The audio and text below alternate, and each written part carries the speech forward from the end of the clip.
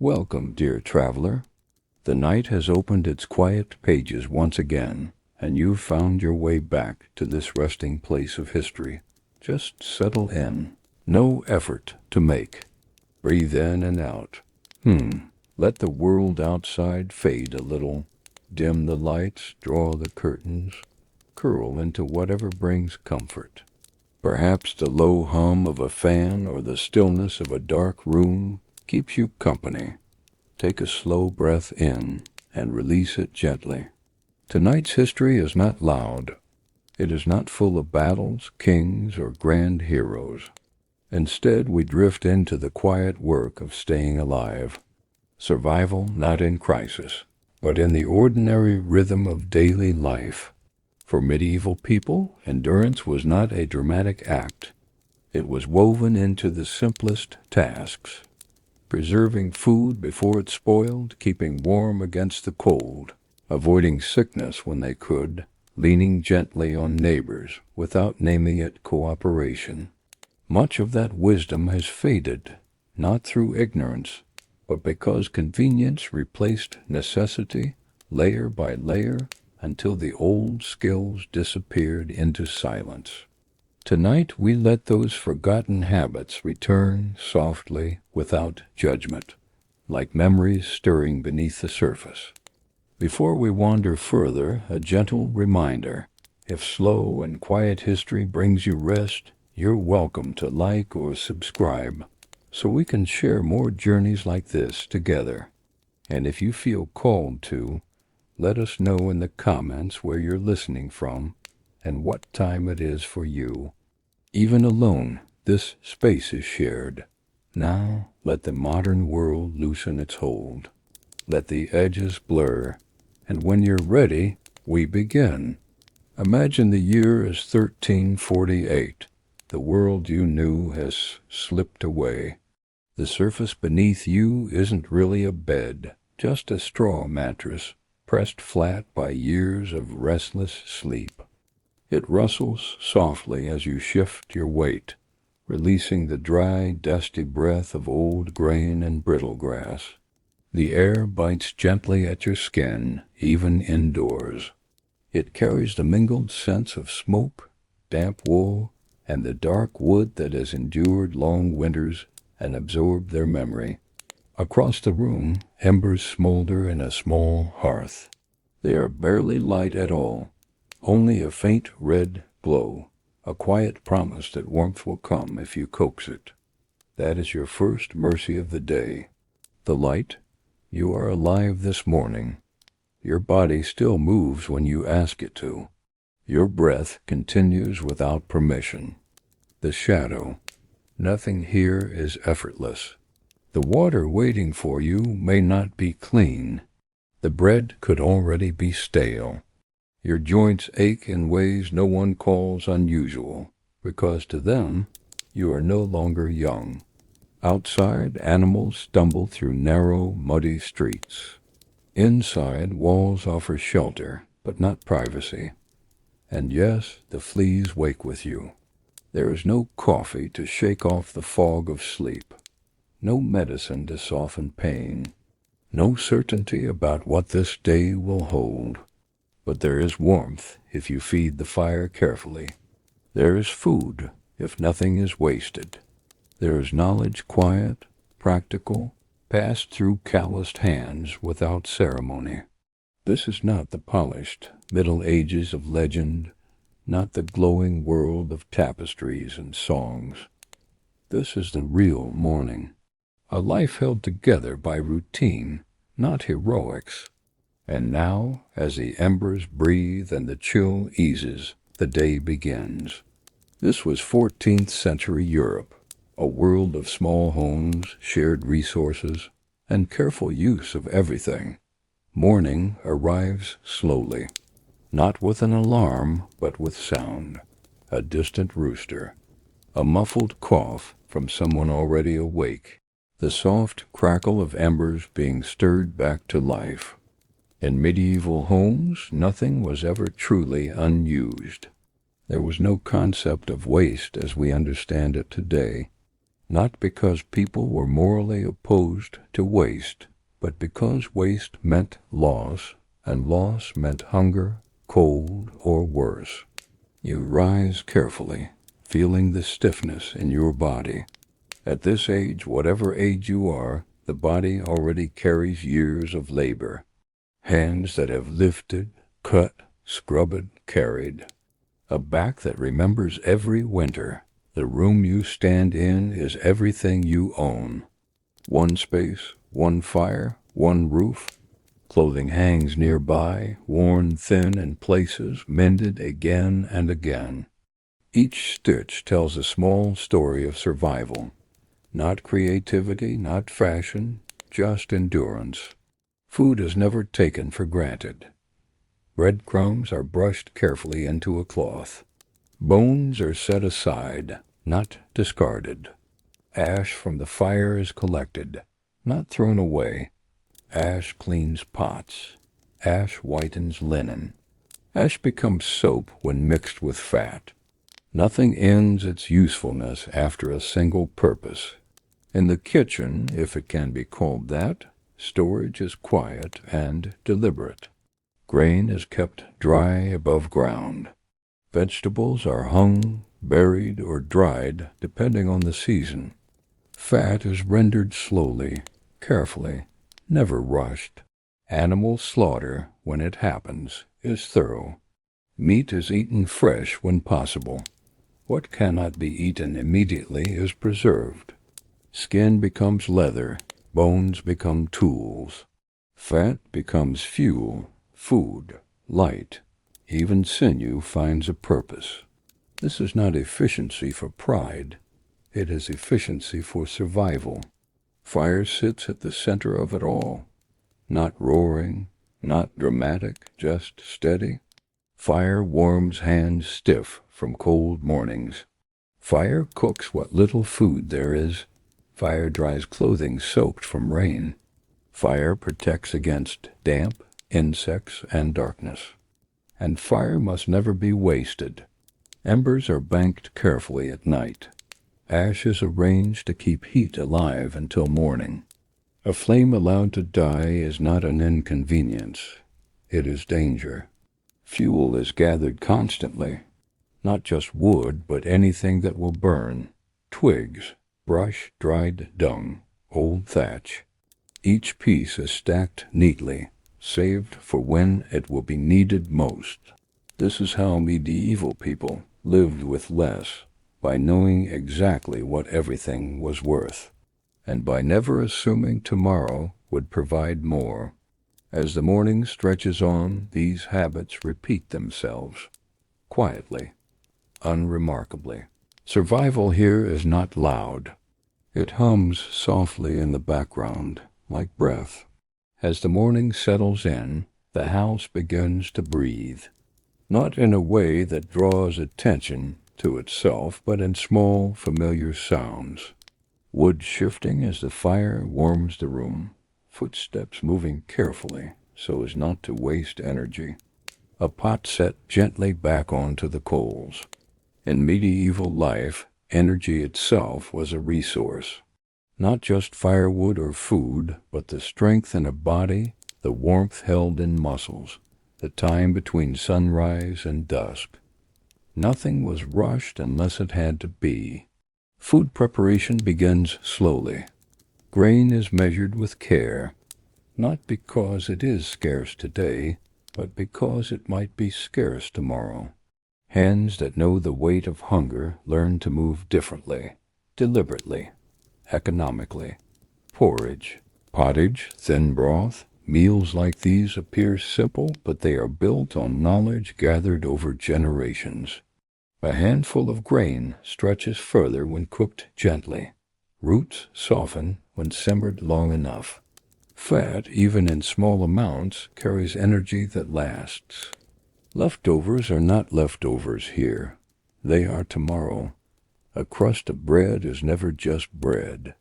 It thickens soup, soaks up broth, feeds animals who, in turn, provide warmth, labor, or food later. Nothing ends its usefulness at the table. Even the table itself has rarely wasted space. It serves as workbench, eating surface, and gathering place. When space is limited, function multiplies. Cloth tells the same story. Wool garments are patched again and again, not to make them look new, but to make them last. A tear is stitched before it spreads.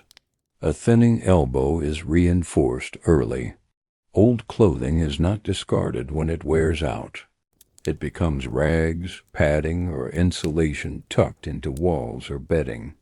Every fiber holds value. The same is true of tools. A broken handle is replaced, not the blade. A dull edge is sharpened, not thrown away. Metal is precious, shaped once, then reshaped many times over its life. Even a cracked pot may still boil water, if placed carefully. This constant repair is not burdensome. It is simply normal. Medieval households are quiet workshops of maintenance. Every day includes a little mending, a little saving, a little planning ahead. Fire remains central. The hearth is never just warmth, it is timing. Too much fire wastes fuel. Too little invites cold and damp. Someone always knows where the embers are, remembers to bank them before sleep, notices if the flame burns too high. Children learn these habits early by watching. No instructions are written, no lessons announced. Knowledge passes through observation. The smell of smoke clings to everything: hair, clothing, wood. It becomes familiar, even comforting. Smoke signals safety here, not danger. Outside, gathering continues. Brushwood is collected whenever opportunity allows. Dry weather is used wisely. Fuel is stacked neatly, protected from rain. Even dung is shaped and dried when necessary, a quiet solution to limited wood supplies. Nothing about this is shameful. It is practical. Water, too, is handled carefully. Clean water is never assumed. It is fetched, settled, boiled when possible, used once, then reused when it can be. Water that washed vegetables might rinse hands. Water that washed hands might clean a floor. Efficiency is quiet here. It does not announce itself. As the day unfolds, these actions repeat. Gather, save, repair, reuse. No single act feels heroic, but together they create resilience. This is how medieval people lived with less, not by enduring deprivation constantly, but by shaping daily life around preservation, around not needing more than what was already there. And as the sun climbs a little higher, the rhythm continues, steady and unremarkable. Survival, once again, hums softly in the background. As the day stretches forward, attention turns quietly toward the future. Not tomorrow, not even next week, but winter. Even in summer, winter is never far from a medieval mind. It lives in memory and stories told while repairing nets or stirring pots, and scars left by hunger years, habits that seem excessive until the cold arrives. This is where storage becomes an art. Food is not simply eaten when it is fresh, it is transformed. Grain is dried thoroughly, protected from damp and rodents.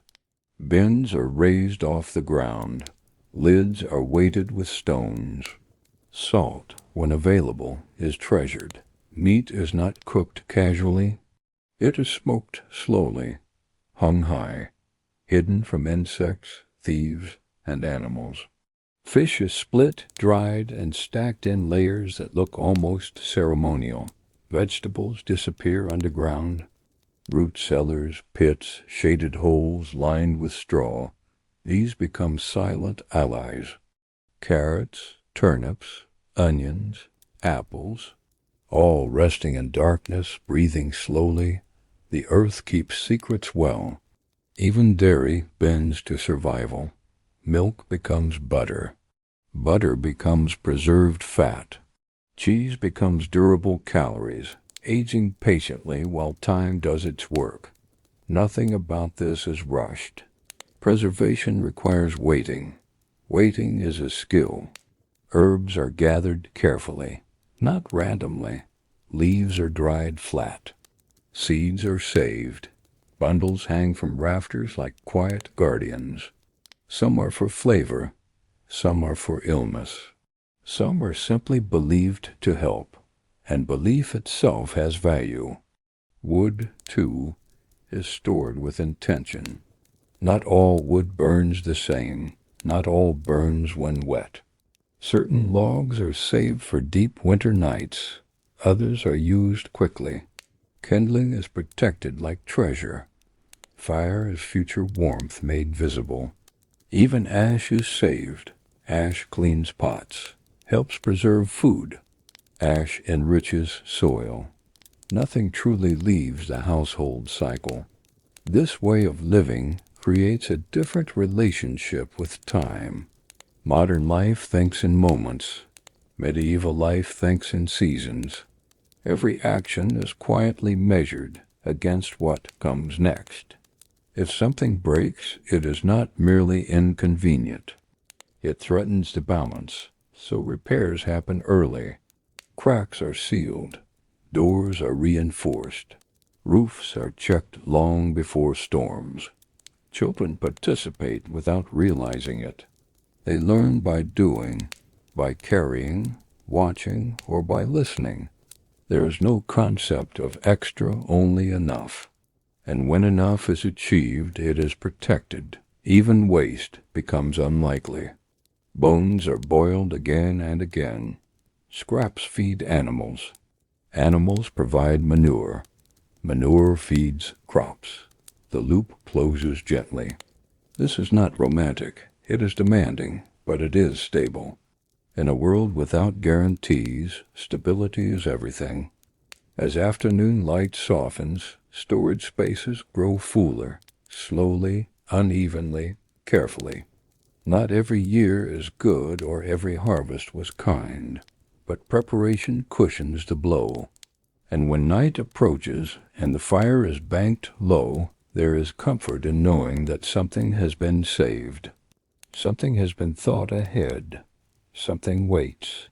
As the day quiets and shadows stretch along the walls, the work slows, but the rhythm remains. As the light fades and the fire settles into embers, the world gently shifts again, and we drift onward, deeper into another layer of survival. As the day stretches onward, there is no clear line separating work from rest. In a medieval household, effort flows gently, woven into the hours, without announcement. Nothing here begins with urgency. Nothing ends with satisfaction. Tasks appear, are handled, and quietly dissolve into the background. Hands move as if guided by memory rather than thought. A tool is lifted, not because it is scheduled to be used, but because it belongs in the hand at this moment. A blade meets stone, angled just so, producing a soft rasp that blends with the room's familiar sounds. The sharpening is slow, not careful in the way of fear, but careful in the way of experience. A sharp edge is not a luxury. It is a small defense against waste, injury, and exhaustion. Nearby, the hearth holds the remains of earlier fires. Ashes not swept away thoughtlessly. It is gathered, sifted, and stored, its future already understood. Mixed with water, it will become something useful. Combined with fat, it will clean hands, clothes, and tools. Even the remnants of warmth have a purpose. Nothing here is allowed to disappear without being transformed. Cloth, worn thin in places, rests across a knee. A tear runs along a seam, not new, not alarming. A needle passes through fabric that has known many repairs already. The thread pulls tight, then eases. Too much tension would shorten the cloth's life. Little would invite another tear. This is not sewing as craft. It is preservation. Every object in the household carries a history of adaptation. A cracked bowl holds grain instead of liquid. Broken handle is reshaped rather than discarded. A piece of wood once meant for one task now serves another. Objects are not judged for failing their original purpose. They are valued for continuing at all. The home itself reflects this philosophy. Walls bear uneven textures where repairs have been made over the years. Mud pressed into gaps, straw added for strength. Hands smoothing the surface not for beauty, but for insulation. Smoke has darkened the beams above, sealing them, protecting them, marking the passage of time. The scent lingers, wood, ash, warmth, familiar enough to fade into the background. The floor is swept, but never obsessively.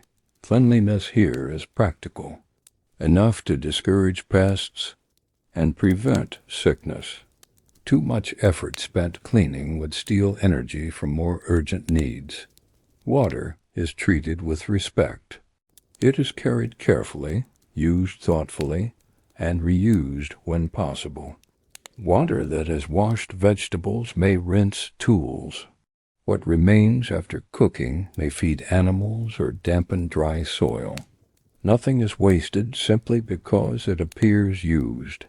Food moves through the household with similar intention. Fresh ingredients are rare and appreciated, but preservation defines survival. Meat is salted or smoked, not for flavor, but for longevity. Grain is stored high and dry, guarded against damp and rodents.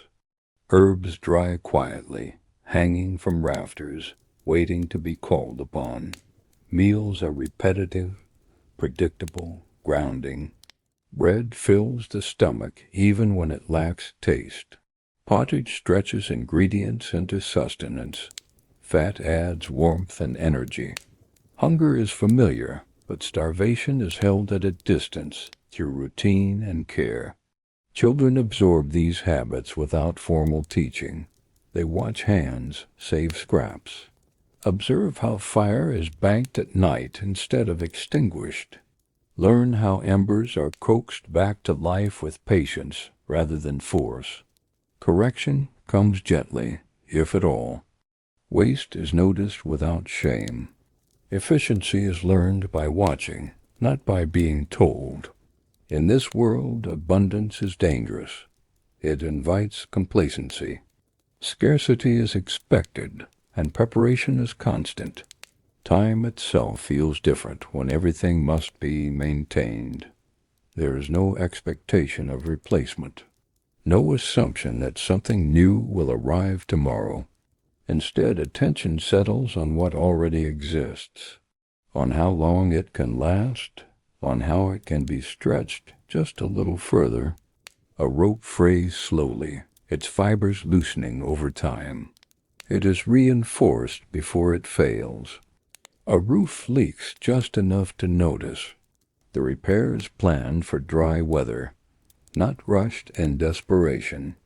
Everything waits for the right moment. As the lights shift toward evening, fuel becomes precious. The fire is adjusted carefully, fed just enough to sustain warmth without waste. Shadows lengthen across the room, familiar shapes that need no interpretation. The household settles into a quieter rhythm. Tools are returned to their places, not out of habit, but necessity. Knowing where something rests matters when daylight fades. Hands ache now, but not sharply. The body recognizes this fatigue. It signals a day used well, not a body pushed too far. There is comfort in this kind of tiredness. Conversation rises occasionally, then falls away. Voices carry fragments of memory rather than entertainment. Stories are told not to pass time, but to hold on to it. They remind, warn. They preserve knowledge that cannot be written. Laughter appears briefly, then softens. Joy exists here, but it is not loud. Energy is conserved. Outside, the wider world moves quietly. Animals settle. Wind shifts against the walls. Distant sounds from neighboring households echo the same routines. Survival is individual, but never isolated. Knowledge passes between homes in small exchanges. A better way to store grain. Trick for sealing drafts. Reminder of what worked last winter. Nothing is written down, yet little is lost. As night deepens, the household prepares for rest. Clothing is arranged for warmth rather than comfort. Sleeping spaces are shared, not by preference, but by necessity. Body heat matters. The fire is banked once more, embers glowing faintly beneath ash. Tomorrow's warmth depends on tonight's restraint. Darkness settles fully now. There is no sense of completion, only continuation. Tomorrow will bring the same needs, same careful attention, same quiet resilience. This is what it means to live with less.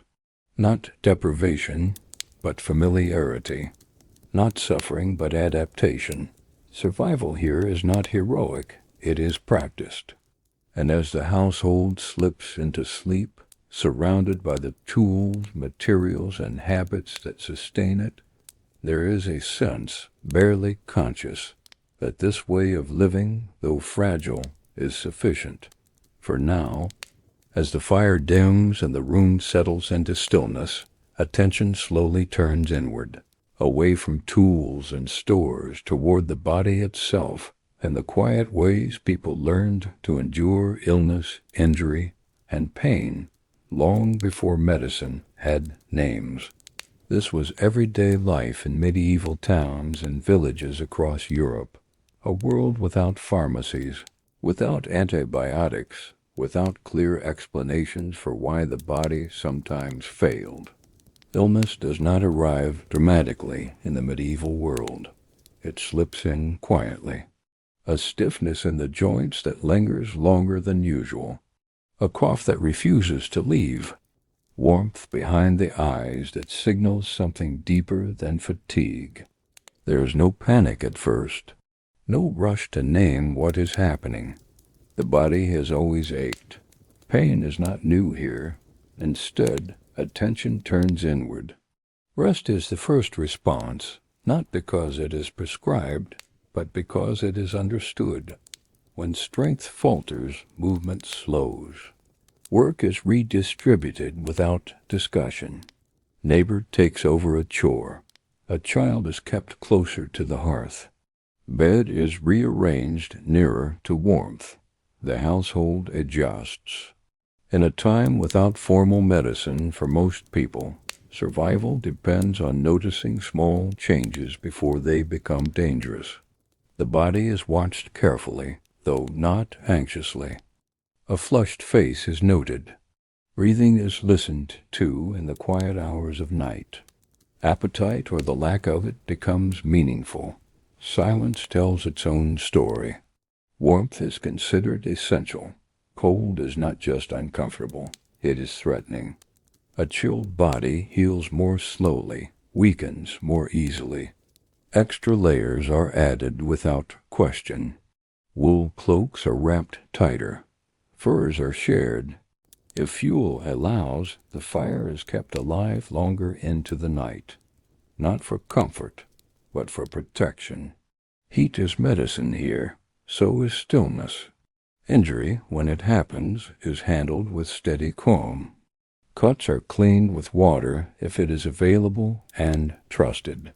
If not, wine or vinegar may be used, more for ritual and belief than certainty.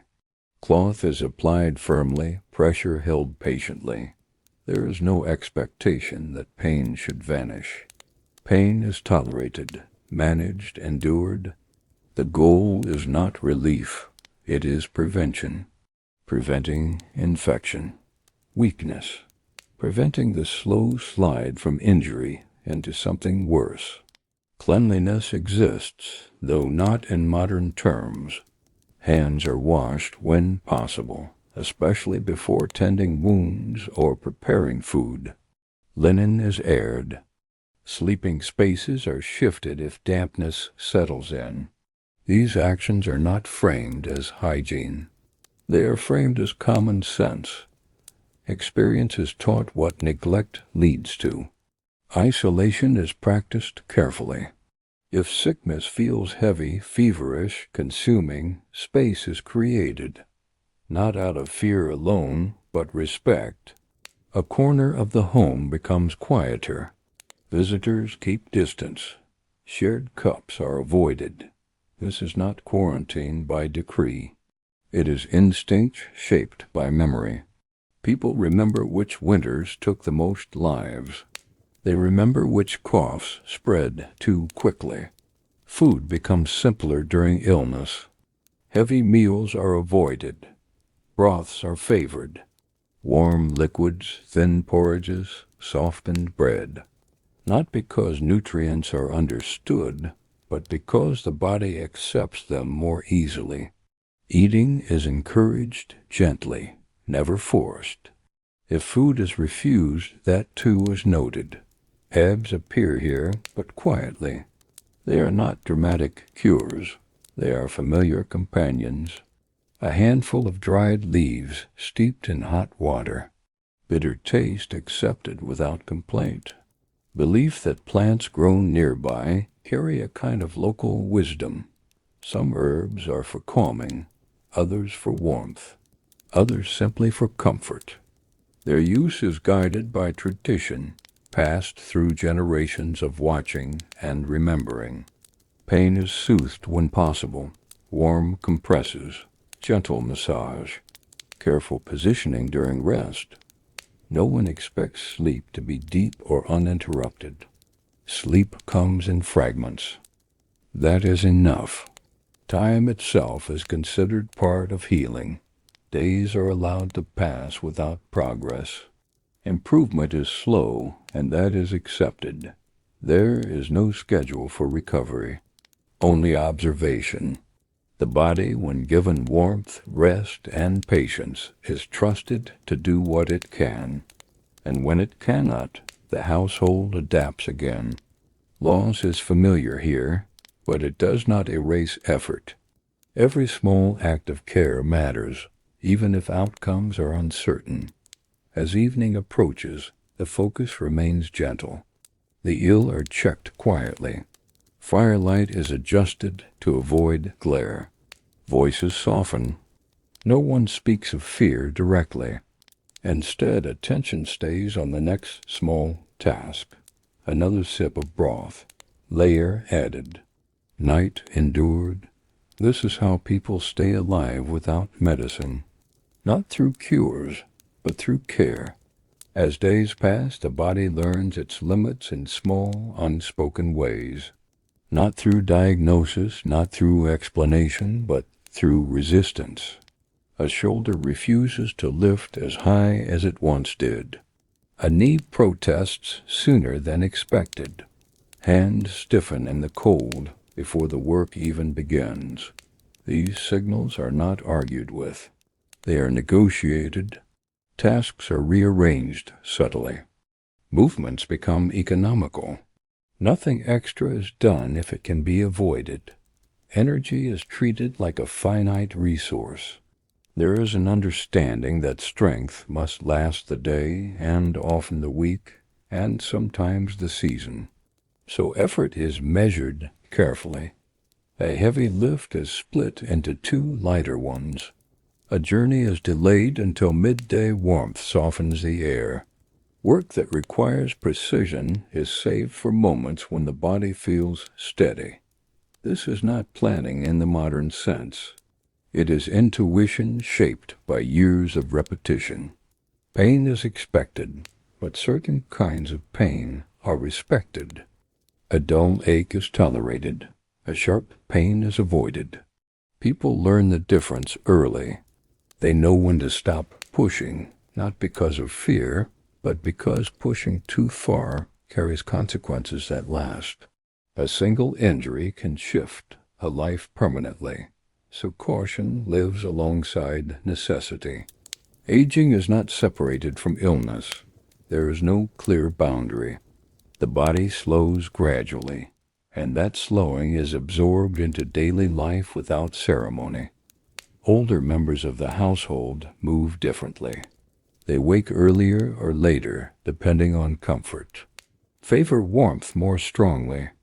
Take on tasks that rely on memory rather than strength.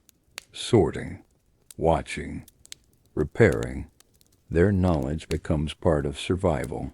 What they no longer lift, they replace with attention. They notice changes others miss. A cough that lingers. Wound that looks wrong. Child who eats less than usual. This quiet vigilance matters. In a world without doctors for most people, experience becomes authority. When pain cannot be eased, it is accommodated. Sleeping positions are adjusted. Extra padding is added where possible. Stools replace standing. No one expects comfort, only sustainability. Nighttime brings its own challenges. Pain often sharpens when movement stops. Cold seeps in slowly. Sleep is shallow, interrupted by shifting, repositioning, quiet sighs. Still, rest accumulates in fragments. The body takes what it can get. Morning comes again. Not because healing is complete, but because time moves forward regardless. People rise slowly. There is no dramatic moment of recovery. Instead, there is a gradual return to usefulness. A task done here, another there. Strength is measured not by power, but by consistency. Being able to contribute something, anything, is considered success. And when someone cannot contribute at all, the household absorbs it. Food is shared, work redistributed, expectations adjusted. This is not charity. It is survival logic. Everyone knows that weakness moves through families and seasons. Today it belongs to one person. Tomorrow it may belong to another. As evening settles again, the body is checked quietly. Not for perfection, just for warning signs, swelling, heat, fatigue that feels different. If nothing worsens, the day is considered a victory. No celebrations follow, just relief. Another day endured, another balance maintained. As the body settles once more into the stillness of night, its aches held gently by warmth and habit.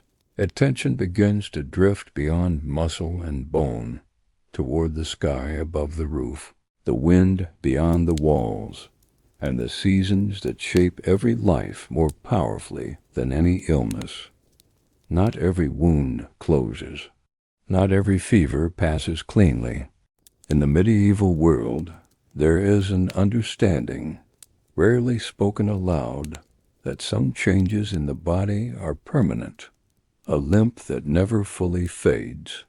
Hand that no longer grips with confidence. Back that tightens after too many winters. These are not seen as failures of healing. They are seen as shifts. Life adjusts around them. There is no language for chronic illness, but the reality is familiar. People learn slowly that the body they inhabit at 30 is not the body they will inhabit at 50, and that even 50 is not guaranteed. Aging arrives gradually. It is not marked by birthdays or milestones. It is marked by endurance, by how long one can stand before sitting, how much cold can be tolerated before retreating to the fire, how carefully strength must be rationed across the day. Older bodies are not dismissed. they are repositioned. Tasks that require speed or force are passed on. Tasks that require memory, judgment, or patience remain, sorting grain, mending tools, watching children, keeping time.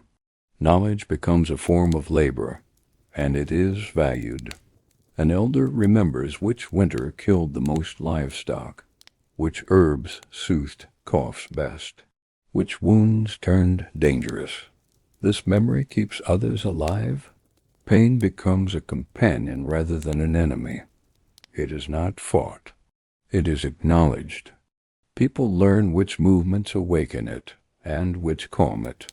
They learn when to pause before pain sharpens and when to continue despite it. Acceptance does not mean surrender. It means adaptation. The body is not expected to improve indefinitely. It is expected to last. Daily routines are shaped around this truth. Morning stretches are slow, instinctive. Limbs are warmed before use. Cold is avoided when possible. When it cannot be avoided, it is endured briefly, not proudly. Pride has little place here. Survival is quieter than that. Illness that returns again and again is treated with familiarity. A cough that comes every winter. A weakness that deepens in damp weather. There is no panic, only preparation. Extra bedding, more time indoors, lighter meals. The household shifts gently, without announcement. Death is present, but not obsessed over. It is understood as a possibility, not an event to be rehearsed. People focus instead on the small acts that keep life steady. Another meal prepared, another fire tended. Another night passed. When someone grows too weak to work, their presence still matters. They are listened to, consulted, included. Isolation is avoided unless illness demands it. Being alone is considered more dangerous than being unproductive. Community remains medicine. Even without cures, care continues. Hands are held. Water is brought. Voices remain nearby. No one expects miracles, but no one is abandoned either. As night settles, bodies settle with it, not into comfort, but into familiarity. Pain is anticipated. Sleep comes in pieces. Still, rest is found in breathing that slows, in firelight that dims, in the quiet knowledge that tomorrow the body will rise again, changed, perhaps, but still present. This is how people live without medicine, not by defeating illness, but by making room for it, by continuing anyway. As the body rests, with its limits gently acknowledged, and the fire burns low beside familiar aches, attention drifts outward once more, toward the wider world beyond the walls, where wind, rain, heat, and cold shape survival as surely as any sickness. This was everyday life across medieval villages and rural settlements, where the weather was not something discussed casually, but something watched closely and lived with day after day. In the medieval world, the weather is never distant. It is not something that exists on the edge of life, and it is not something to be checked and forgotten. It presses close. Each morning begins with a pause.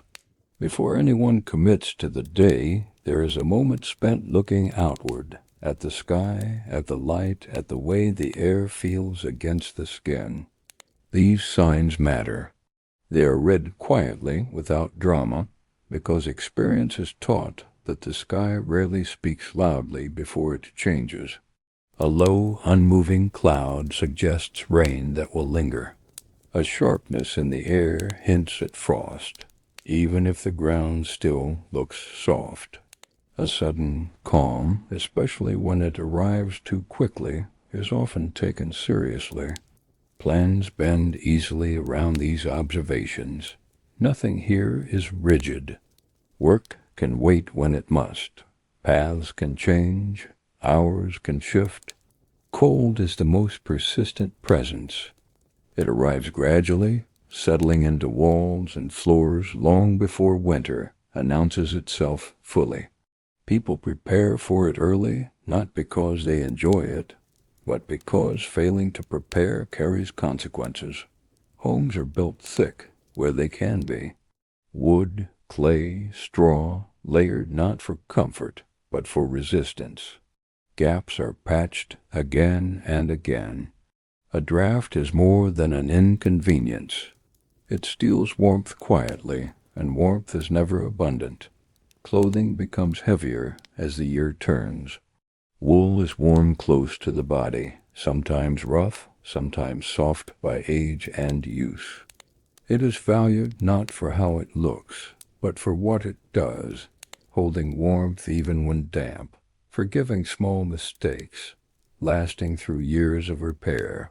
Garments are watched carefully. A loose seam is fixed. A thinning elbow is reinforced. Old fabric finds new life as lining, wrap, or patch.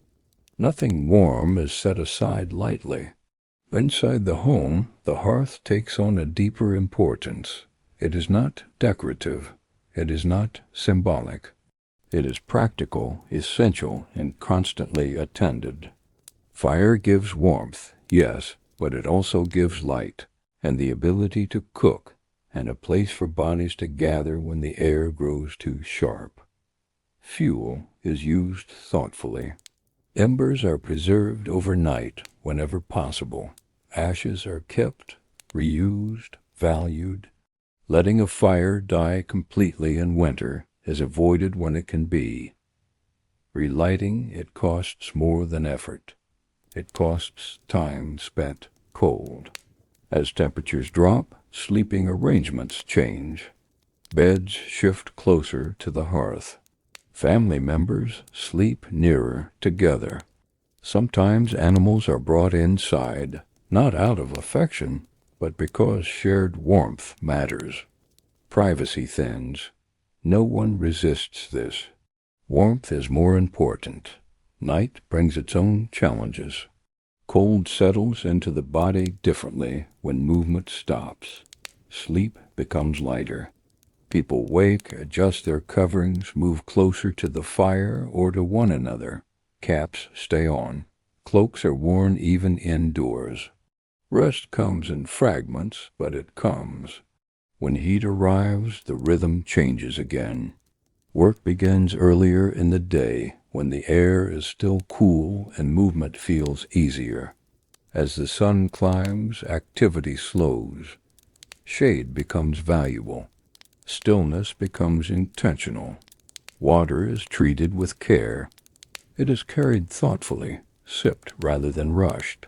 Dehydration is not named, but its effects are understood. When the body feels light-headed or unfocused, rest is taken without argument. Homes help where they can. Thick walls keep interiors cooler.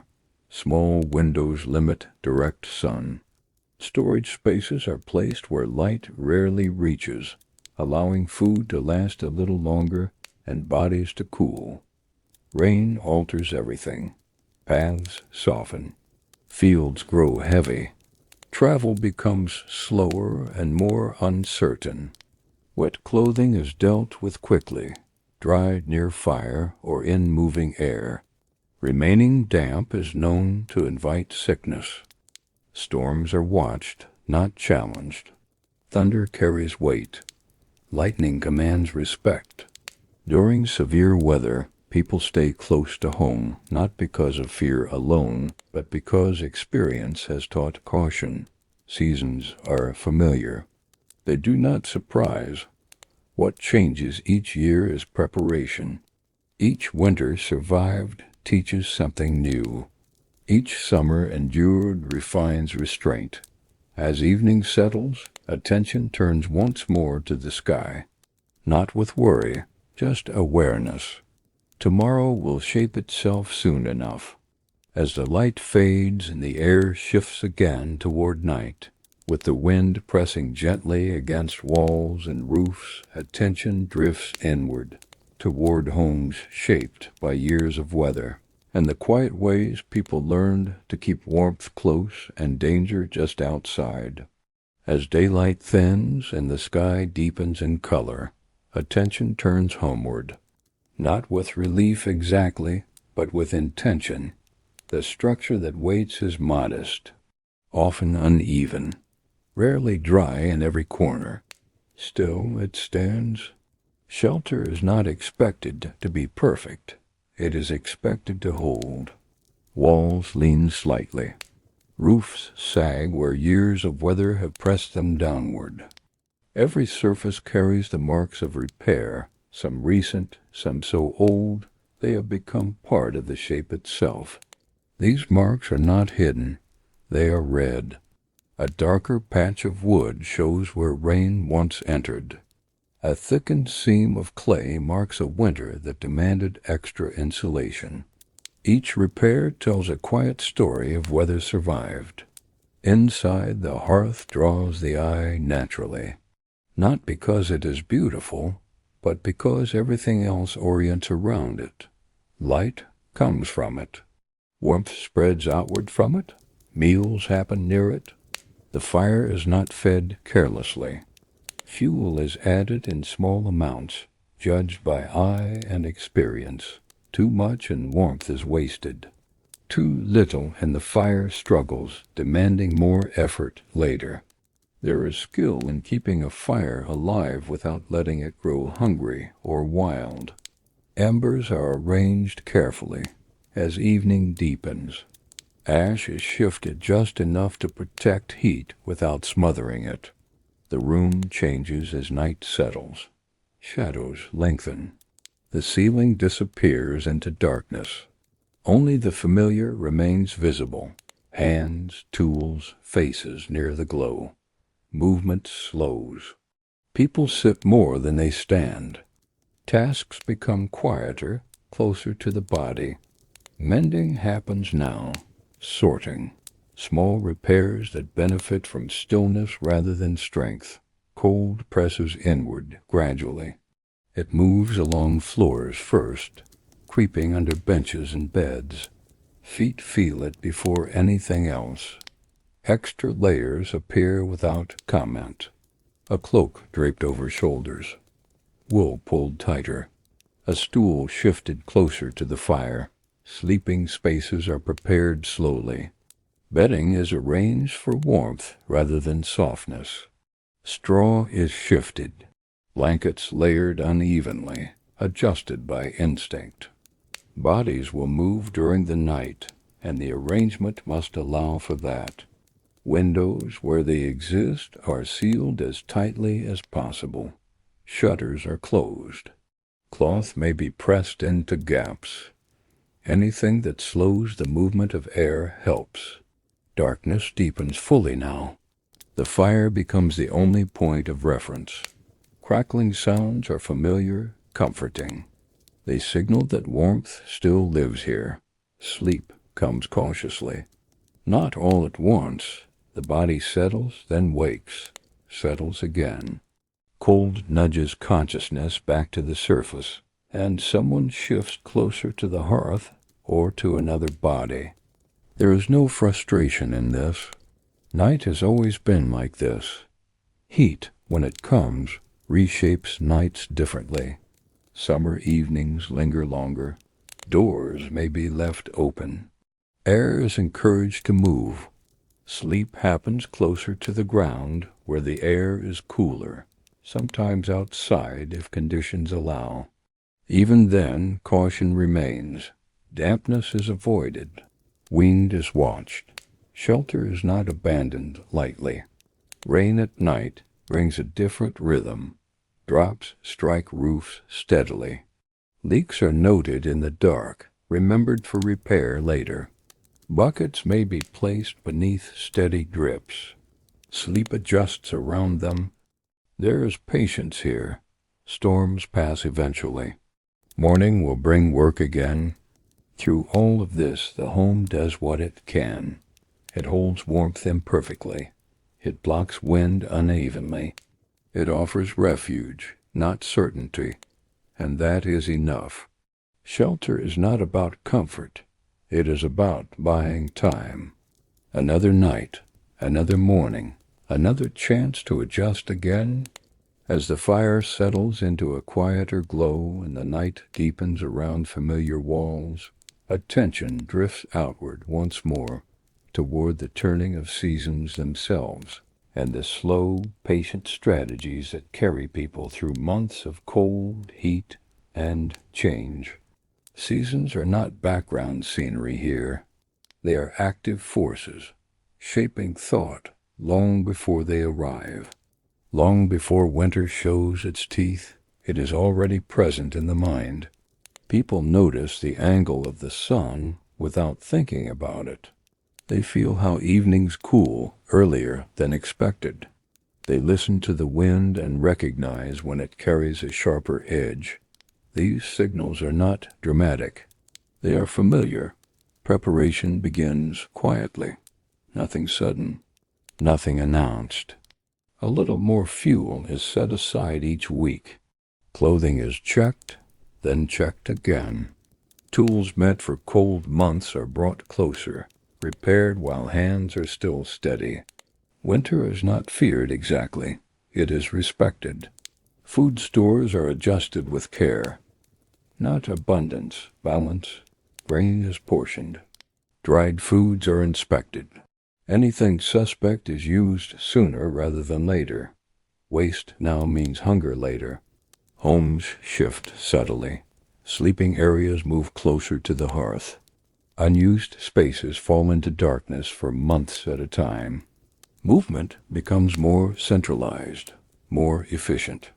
The house itself seems to shrink inward. During winter, time stretches. Days are shorter. Work is slower. Silence becomes more common. Cold seeps through even the best preparations. Fingers stiffen. Breath clouds indoors. Water freezes when left unattended. Still, life continues. Tasks are chosen carefully. Heavy labor waits for warmer days if possible. Indoor work takes precedence. Repairing nets, shaping wood, mending clothing. The rhythm is patient. Winter is survived not through strength, but through restraint.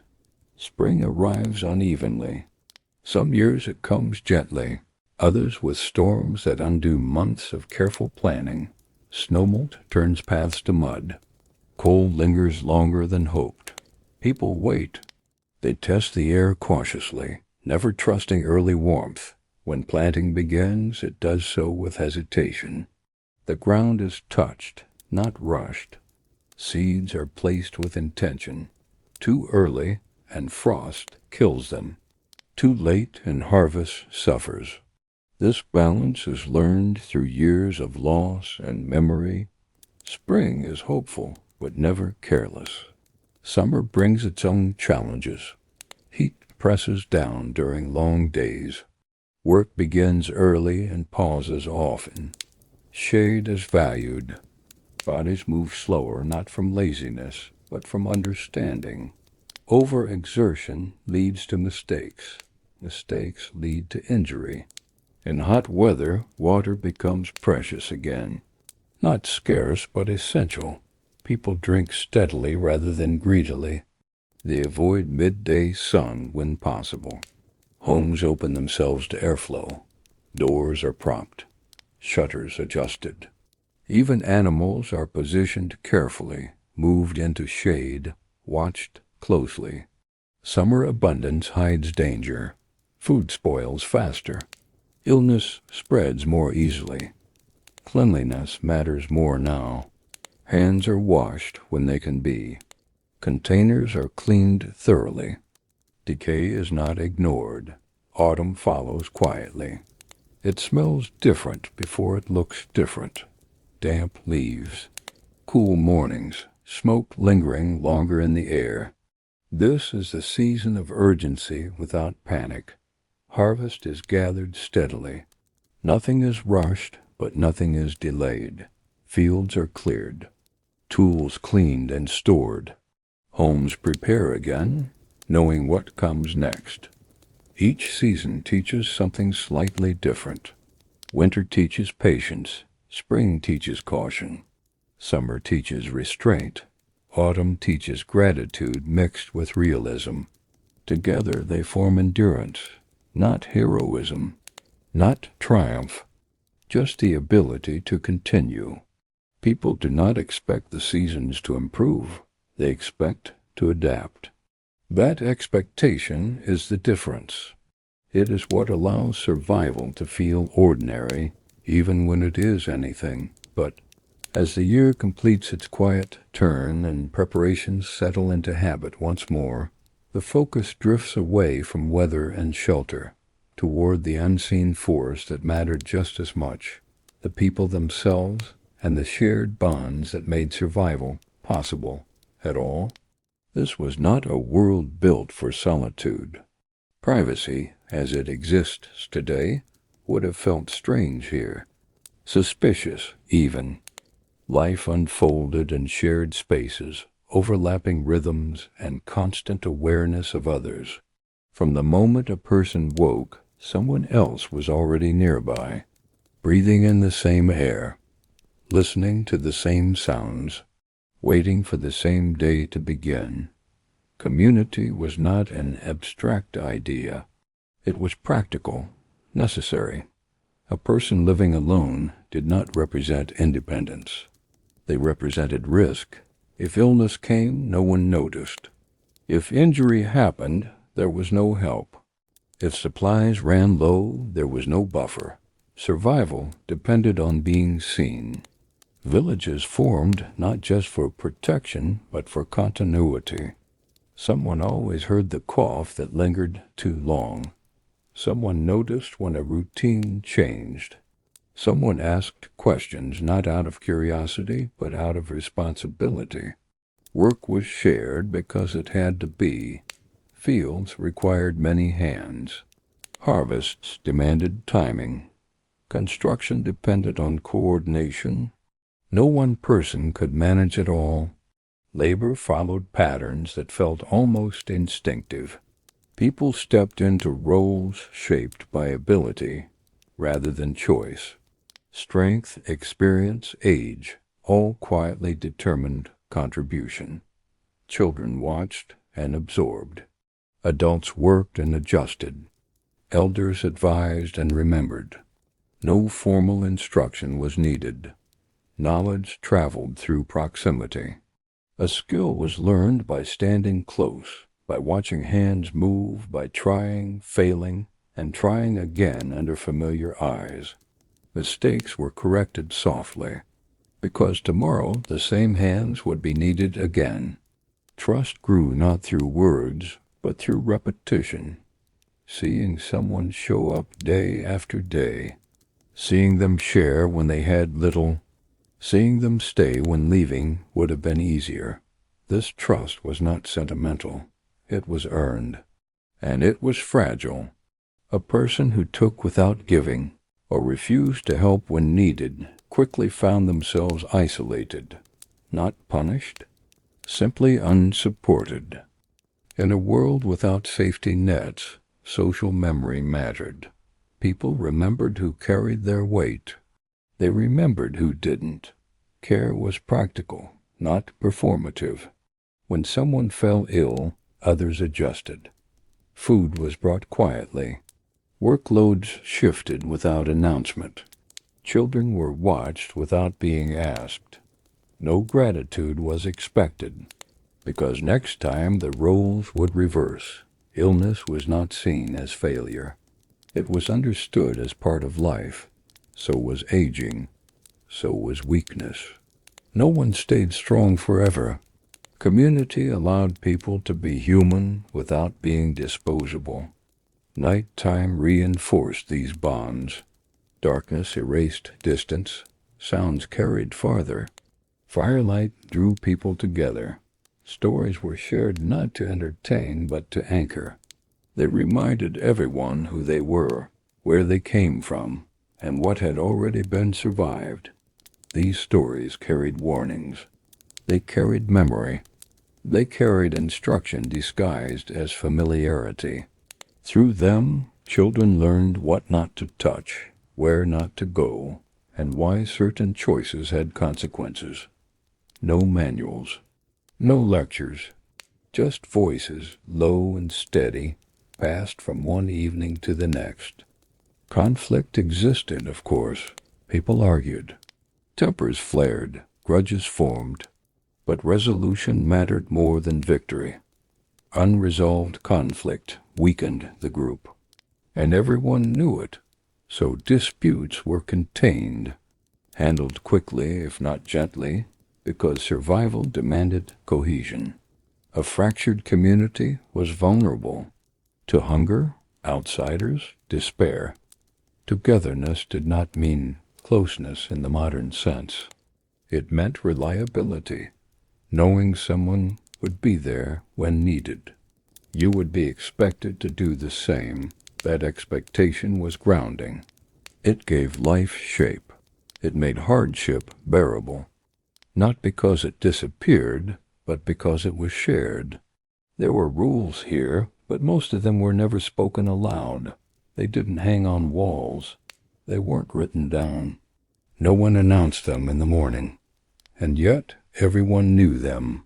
You learned them the same way you learned everything else, by watching, by noticing reactions, sensing when something felt off. If someone lost a tool, it was returned quietly. Food ran short in one home. Portions elsewhere grew slightly smaller. A roof collapsed. Hands appeared without being asked. This wasn't charity. It was balance. People understood that fortune shifted constantly. A good harvest one year meant nothing the next. Health could vanish overnight. Fire, illness, weather, none of it asked permission. So aid moved in gentle currents, never dramatic or announced. A loaf left on the threshold, basket placed near a door.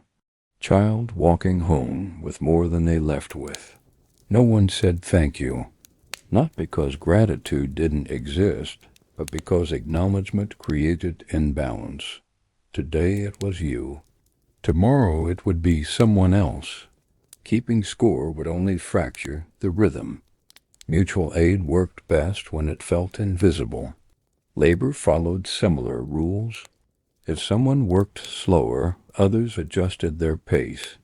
Someone was strong, they lifted more without comment. If someone grew tired, they were quietly replaced. There was no praise for this, only expectation. And expectation, oddly enough, was comforting.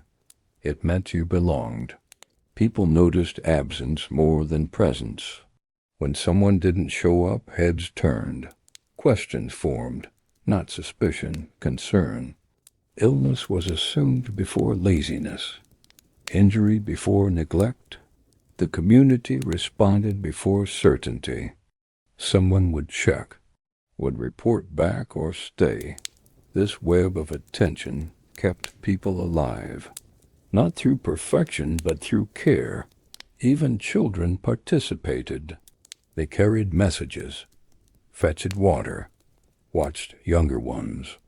They learned responsibility early, not as a burden, but as a natural extension of being seen. Elders played a quieter role.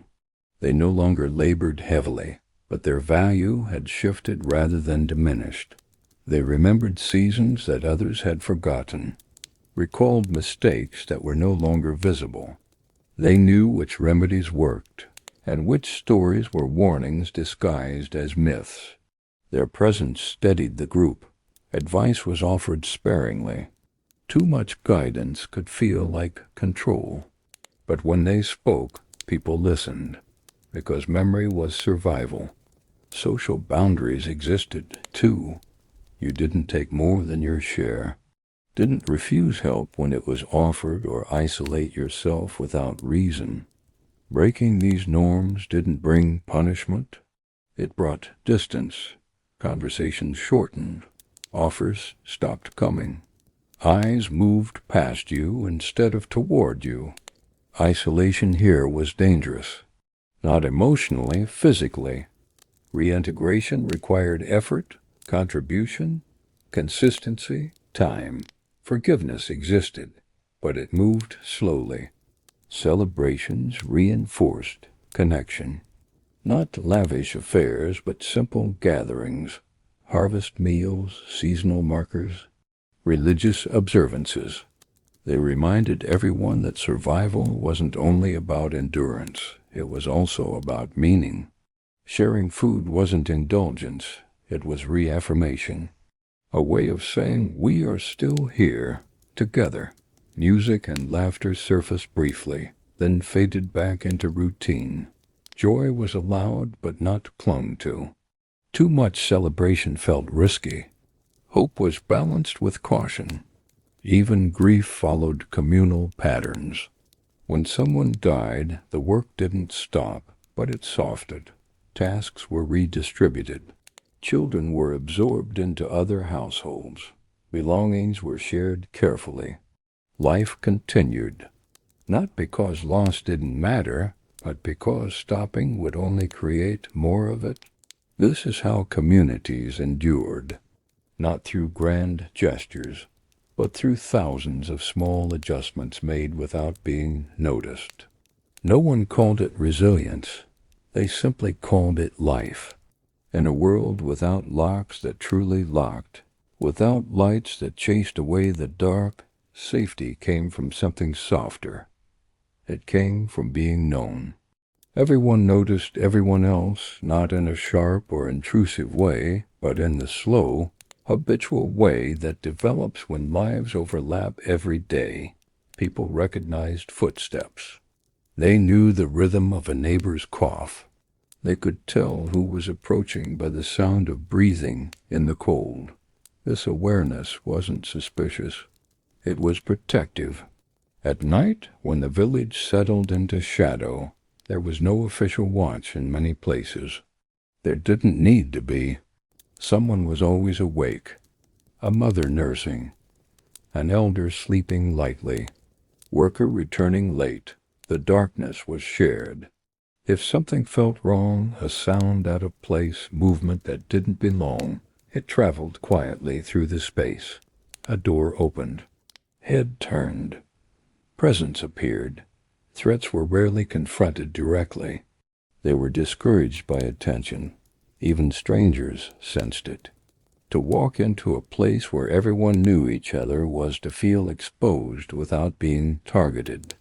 You were seen, not accused.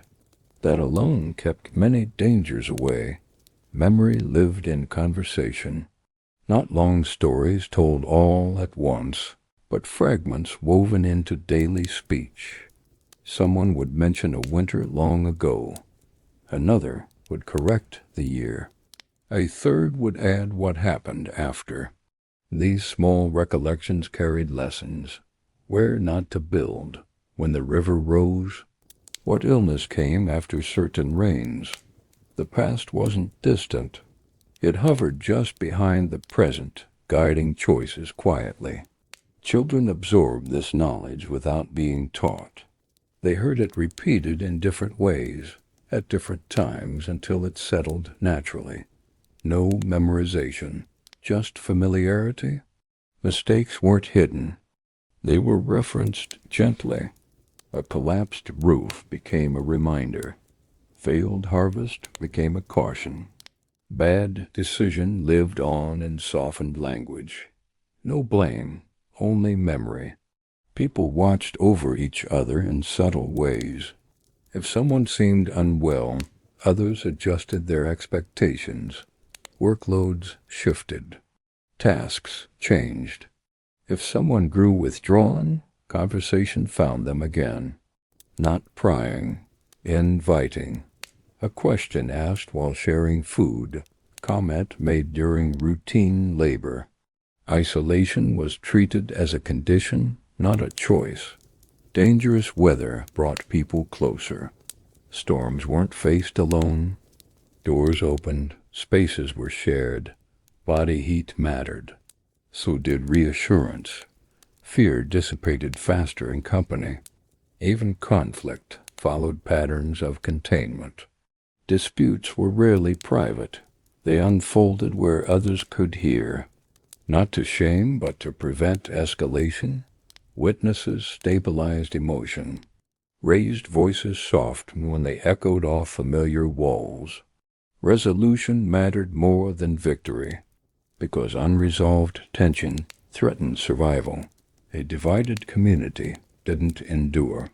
Time smoothed most disagreements. People saw each other too often to stay angry. Avoidance wasn't possible, so understanding became necessary. This constant proximity created a kind of safety that modern distance rarely offers. You were never alone long enough to disappear unnoticed. This wasn't comforting in every moment. Privacy was scarce, but safety was woven deeply into the fabric of daily life. Being watched didn't mean being judged. It meant being held. And in a world that offered little protection otherwise, that quiet vigilance was often the difference between survival and loss. As night deepens and voices grow softer, the sense of belonging lingers. More than hunger, cold, pain. What people feared most was uncertainty. Not knowing if the day would hold work or illness, if the weather would turn, if effort would be enough. So they built something steady, routine. Routine was not boredom here. It was protection. The day unfolded in a familiar order, not because it had to, but because familiarity calmed the mind. Morning always began the same way. Light entered slowly. Movement followed stiffness. Hands found tools they knew by feel alone. There was comfort in knowing what came next. The body relaxed when the mind didn't have to decide. Tasks repeated daily became grounding anchors, grinding grain, fetching water, tending fires. These actions required attention, but not anxiety. They allowed thoughts to settle into the background. Repetition quieted worry. Even when outcomes were uncertain, the process remained reliable. People trusted the rhythm more than the result. Time was not measured precisely. There were no clocks dictating urgency. Instead, the day was shaped by light, by hunger, by fatigue. This removed pressure. There was no sense of being late, only the sense of moving with the day. Even rest followed routine. Sleep came when darkness deepened. Waking came with sound and light. The body learned when to slow. There was less resistance to rest, less guilt. Exhaustion was expected, accepted. Mental strain soft when expectations aligned with reality. Belief systems reinforced this calm acceptance, not in loud declarations, but in quiet explanations. Hardship was given meaning. If suffering had a reason, it became easier to carry. Faith didn't always bring hope. Sometimes it simply brought order. Prayers followed structure. Words repeated daily became familiar pathways for thought. Even doubt had its place. It existed alongside belief, not in opposition. People didn't need certainty to function. They needed continuity. Superstitions filled gaps that knowledge couldn't reach. Charms were worn, rituals observed, not because they always worked, but because they offered a sense of agency. Doing something felt better than doing nothing. Small acts eased large fears. Mental endurance grew quietly. No one talked about resilience. It was simply practiced. Acceptance did not mean surrender. It meant conserving energy for what mattered. Worry was a luxury few could afford. So the mind learned to let go, to focus on the task at hand, to return to the familiar when the unknown pressed in. This is how people stayed whole, not through optimism, but through rhythm. And as the night deepens in this imagined world, routine continues to hum softly in the background, steady and reassuring. When answers were scarce, meaning became essential. People didn't expect life to be fair. They expected it to be understandable. Belief systems offered that understanding. Not always comforting, but stabilizing. Faith was woven into the day in quiet, practical ways. It didn't require constant devotion. It didn't demand emotional intensity. It simply existed, like the weather. Prayers were spoken softly, often without urgency, not to change outcomes, but to acknowledge them, to place fear somewhere outside the body. Rituals gave structure to the invisible. Lighting a candle, touching a charm, repeating familiar words. These actions created moments of pause. They slowed the mind. They reminded people they were part of something larger, even if they didn't fully understand it. Loss was common, so grief had to be manageable. There wasn't time for endless mourning. Belief allowed sorrow to have boundaries. There were rules about how long grief lasted, what was appropriate when life resumed. This wasn't cruelty.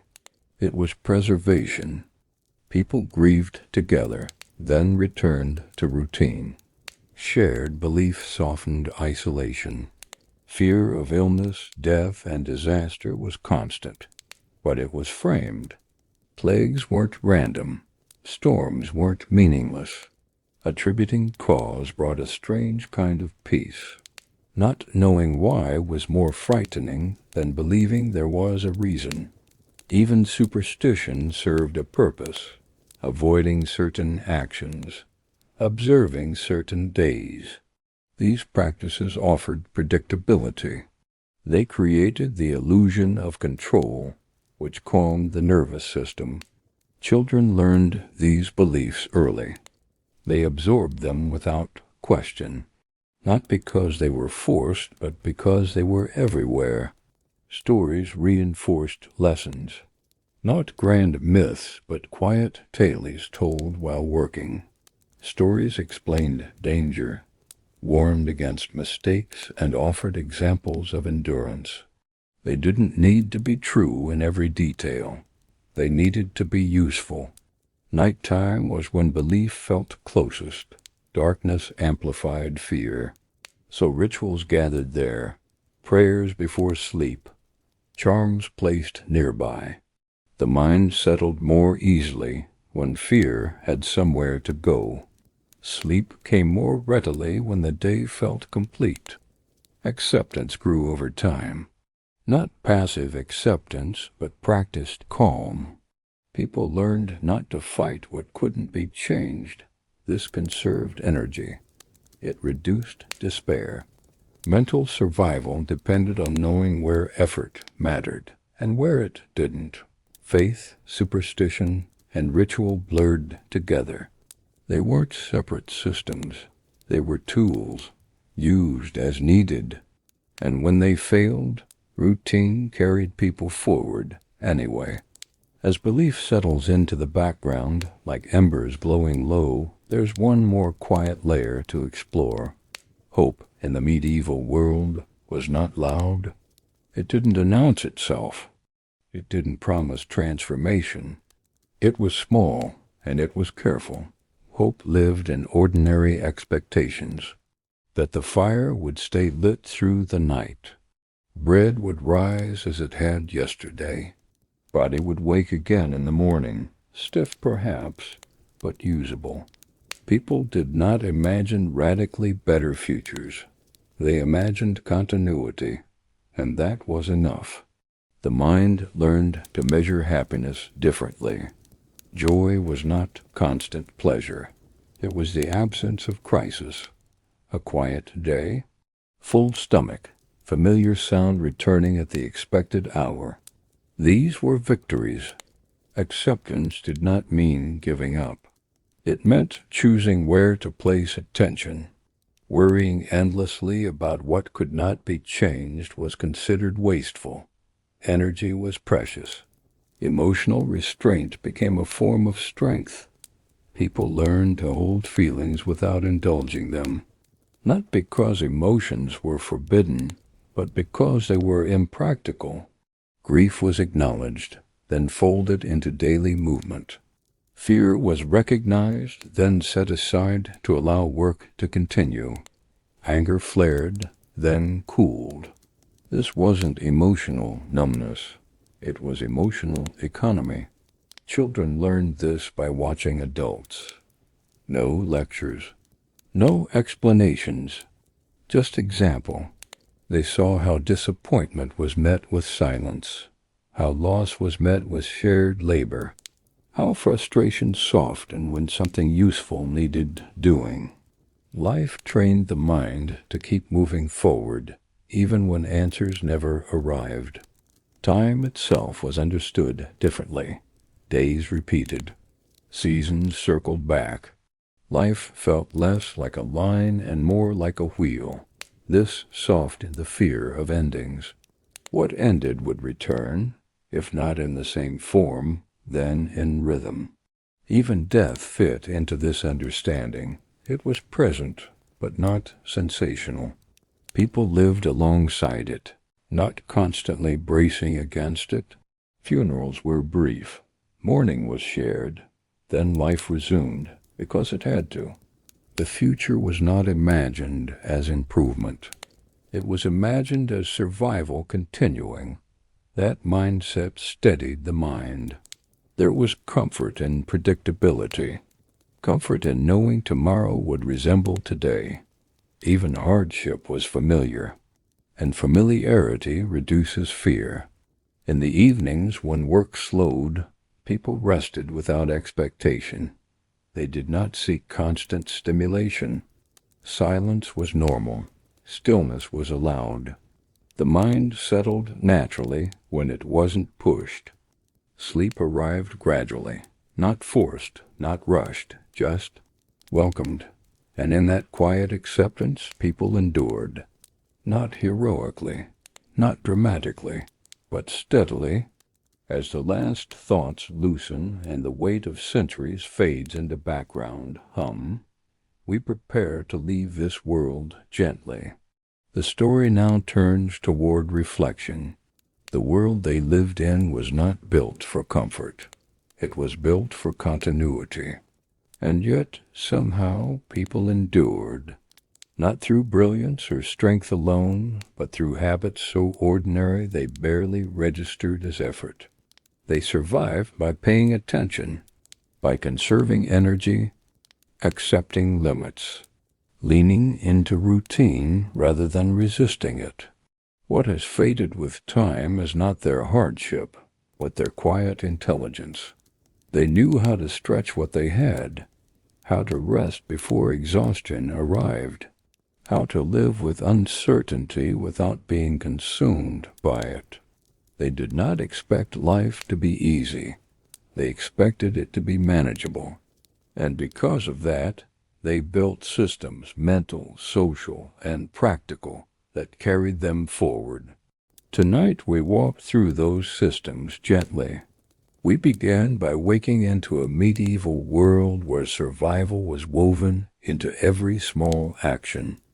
We lingered in kitchens and storage rooms, watching how nothing was wasted and everything was reused. Observed how people stayed alive without medicine, relying on warmth, rest, and careful attention. We moved through seasons of cold and heat, where shelter and routine protected fragile bodies, stood within communities where survival was shared, remembered, and reinforced. And finally, we settled into the quiet inner world where belief, acceptance, and modest hope allowed the mind to endure. None of it was dramatic, and that was the point. These were not survival techniques meant for emergencies.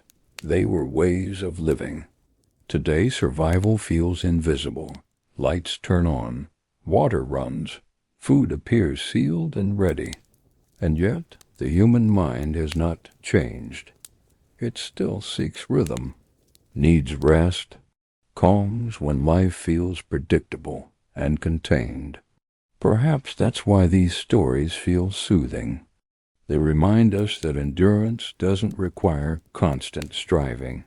Sometimes it requires slowing down, accepting enough, and letting routine carry the weight. As the past drifts back into shadow, let its quiet wisdom remain, not as nostalgia or as instruction, but as reassurance. You are part of a long line of people who learned how to keep going without certainty, without excess, and without rushing the night. So now let the thoughts soften, let the body grow heavy. Let the old world fade like embers settling low in the hearth. Gently give us a like and a subscription. Sleep softly, traveler of the night. May the past be gentle in your dreams. Until then, good night.